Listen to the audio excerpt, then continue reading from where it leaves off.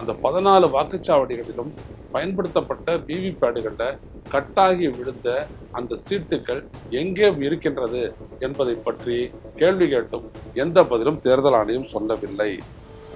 இப்படி ஒரு உத்தரவை இந்த 14 பூத்து, அது இல்லாத மேலும் 6 பூத்து 20 பூத்துக்களை பற்றி பரிசோதனை பண்ணாங்க. இதை பற்றி நாங்கள் என்னென்ன விளக்கமெல்லாம் கேட்டோமோ அந்த விளக்கமெல்லாம் எதுவுமே கொடுக்காமலேயே எல்லாம் சரியாகத்தான் இருந்தது, எல்லாம் சரியாகத்தான் நடந்தது என்று சொல்லுவது உண்மைக்கு முற்றிலும் புறம்பானதாகும்.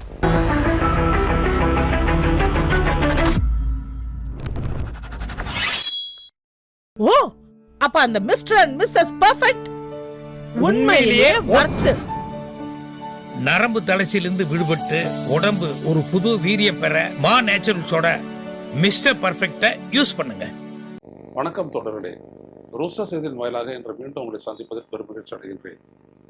சென்னை கொளத்தூர் சட்டப்பேரவை தொகுதியில் போட்டியிட்டு தோற்றதுக்கு எதிர்த்து திரு மு.க. ஸ்டாலின் அவர்கள், முன்னாள் முதலமைச்சர் மு.க. ஸ்டாலின் அவர்கள் இன்றைக்கு சென்னை உயர்நீதிமன்றத்தில் வழக்கு தொடர்ந்திருக்கிறார்.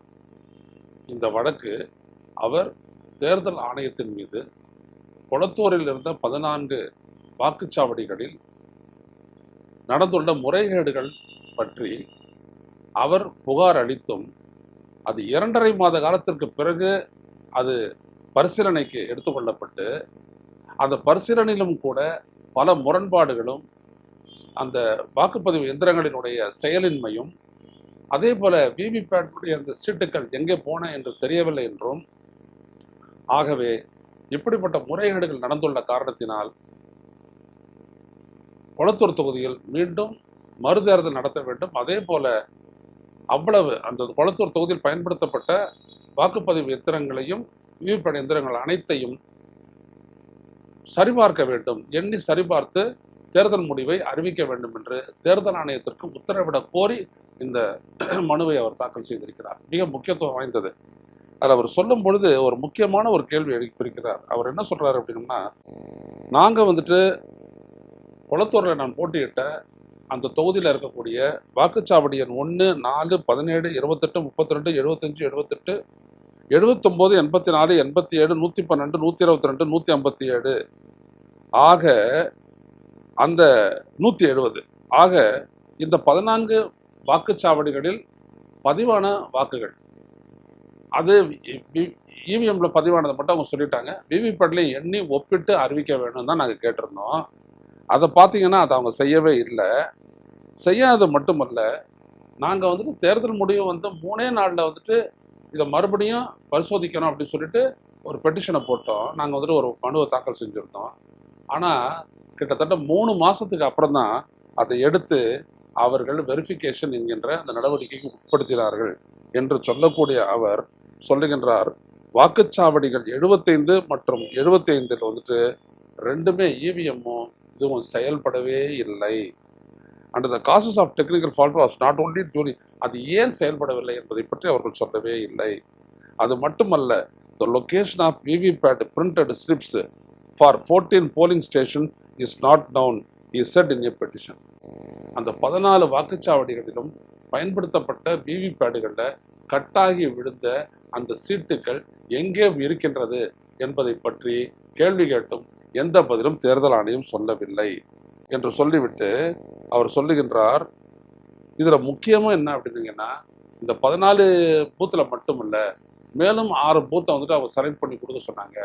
அந்த 6 வாக்குச்சாவடிகளையும் நாங்கள் செலக்ட் பண்ணி கொடுத்த போது அதில் வாக்குச்சாவடி எண் 208 பயன்படுத்தப்பட்ட இவிஎம்ஐ எடுத்து கொண்டு வைத்து அதை ஸ்டாலினுடைய பேர் இருக்கக்கூடிய அந்த பேலட் யூனிட்டோடு இணைக்கும் பொழுது அந்த கண்ட்ரோல் யூனிட் அந்த பேலட் யூனிட்டை ஏற்றுக்கொள்ளவில்லை.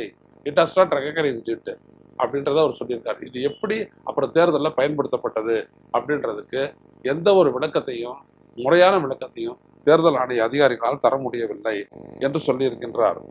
அதாவது இவ்வளவு குளறுபடிகள் நடந்து, இவ்வளவு எடுத்து, இவ்வளவு இதையும் கண் முன்னாடி நடந்து அதை பார்த்துட்டதுக்கு பிறகும் கூட அந்த தேர்தல் அதிகாரி என்ன சொல்லியிருக்காருன்னா, the district election officer declared that the checking and verification was successfully carried out. வெற்றிகரமாக செய்து முடிக்கப்பட்டதுன்னு சொல்றாரு. இது எவ்வளவு பெரிய ஒரு முரண்பாடு, எவ்வளவு பெரிய தவறான விளக்கம் என்பதை தேர்தல் ஆணையத்துக்கு நீதிமன்றத்துக்கு அவர் கொண்டு போயிருக்கிறாங்க.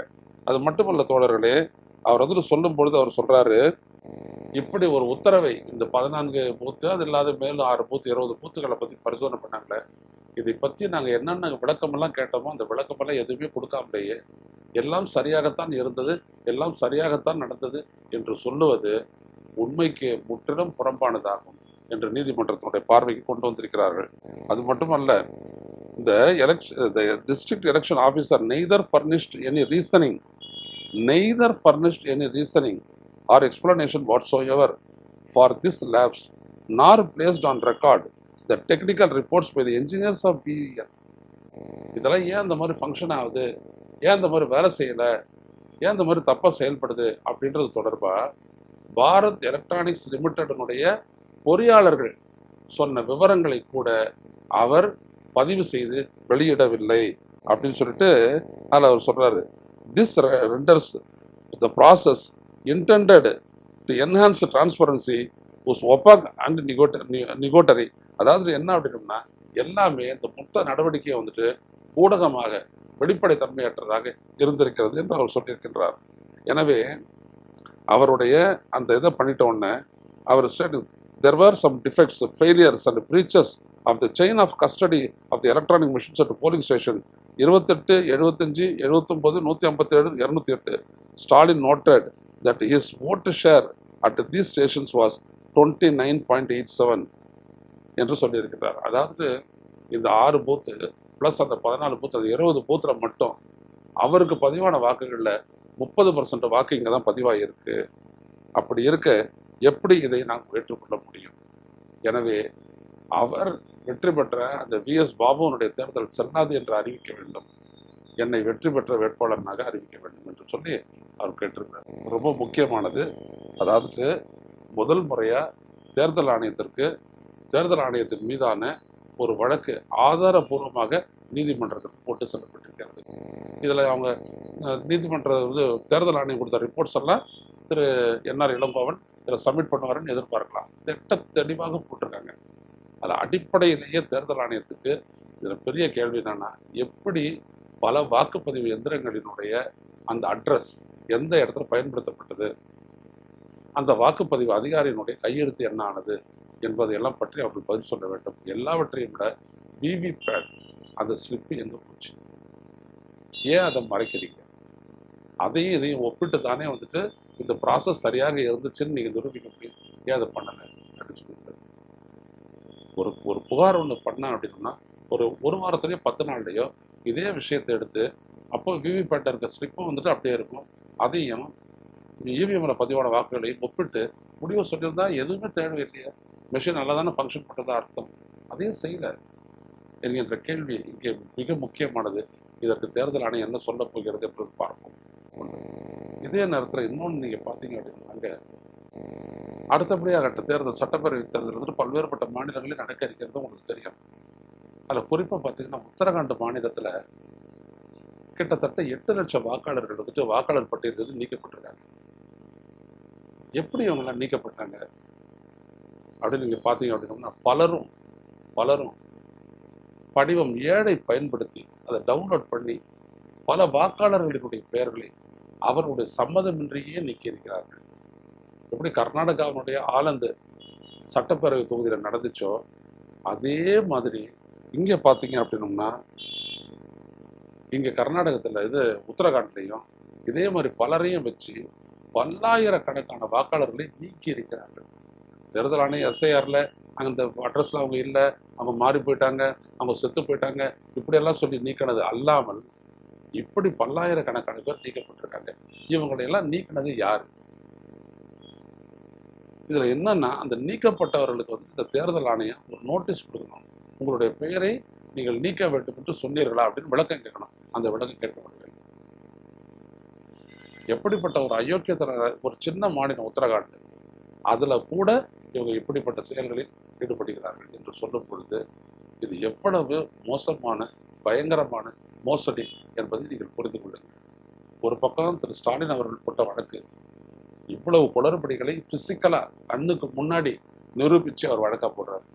இன்னொரு இடத்துல வாக்காளர் பட்டியலில் இருக்கக்கூடிய வாக்காளருடைய பெயர்கள் அவருடைய ஒப்புதல் இன்றி தேர்தல் ஆணையத்தினுடைய படிவம் 7 பதிவிறக்கம் செய்து அதுல பொறிச்சு நீக்கி இருக்கிறாங்க. கர்நாடகாவில் யார் நீக்கினது இப்படியெல்லாம் தெரியாது, உத்தரகாண்ட்ல யார் நீக்கினது தெரியாது. மக்களை நீங்கள் சொல்லுங்கள், இந்த தேர்தல் ஆணையத்தை இதற்கு மேலும் நாம் அனுமதிக்க வேண்டுமா? இதற்கு எதிராக நாம் தேர்ந்தெடுக்க வேண்டாமா? அதற்காகத்தான் நாம் இந்த இயக்கத்தை உருவாக்கி இருக்கிறோம். இந்திய மக்கள் வாக்குரிமை மீட்பு இயக்கம், movement for retrieval of voters rights. எனவே நாம் இதில் மிக மிக கவனமாகவும் எச்சரிக்கையாகவும் உணர்வோடும் இறங்கி இதை முதலில் அனைத்தையும் மாற்ற வேண்டும். இது இல்லாமல் இந்த நாட்டில் எதையுமே மாற்ற முடியாது, எதையுமே நம்மளுடைய கட்டுக்குள்ள கொண்டு வர முடியாது. எதை பாஜக நினைக்குதோ, எது தேர்தல் ஆணையம் நினைக்குதோ, இல்லை மத்தியில் இருக்கக்கூடிய ஆளுங்கட்சி நினைக்குதோ, அது எங்கே வேண்டுமானாலும் எப்படி வேணாலும் சாதிக்கலாம் என்பதுதான் இதிலிருந்து தெரிகிறது. எனவே மக்களே, நாம் உறுதியாக இதையெல்லாம் நன்றாக புரிந்து கொண்டு மக்களை திரட்டி போராட வேண்டும். போராடுவோம். மீண்டும் சந்திப்போம். நன்றி, வணக்கம். ஊடகம் கார்ப்பரேட் அரசியல்வாதிகளின் கைப்பாவையாக அடிமைகளாக இருந்தது போதும். இனி சாட்டை எடுத்து சுழற்றும் நேரம் வந்துவிட்டது. ஊடகம் பொதுமக்களாகிய உங்களுக்காக, உங்களாலேயே இயக்கப்பட வேண்டும். ஊடக சுதந்திரத்திற்காக உங்களின் பங்களிப்பை இன்றே அளித்திடுங்கள்.